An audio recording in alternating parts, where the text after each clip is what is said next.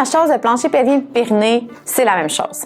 Ensuite, le plancher pelvien, c'est un groupe de muscles qui va tapisser le fond de votre bassin, qui va avoir des rôles dans la stabilité de vos articulations, qui, on le sait, durant la grossesse, puis en postnatal aussi, les articulations ont tendance à plus bouger étant donné les hormones de grossesse. Ils ont un rôle aussi dans retenir au niveau des selles, des gaz, de l'urine, puis ils vont avoir un rôle au niveau de l'orgasme féminin. Ils ont aussi un rôle vraiment important de soutenir les organes au niveau du bassin.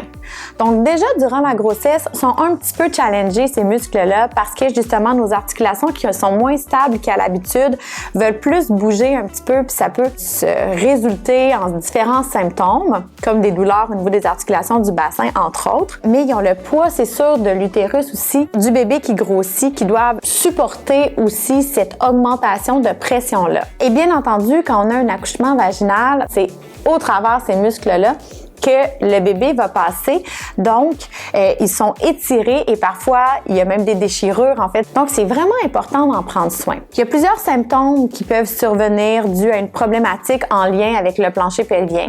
Puis, les spécialistes des muscles du plancher pelvien, c'est les physiothérapeutes en rééducation périnéale. Donc, si vous avez des douleurs, des fuites, des problématiques en lien avec ces muscles-là, je vous suggère fortement d'aller consulter un professionnel.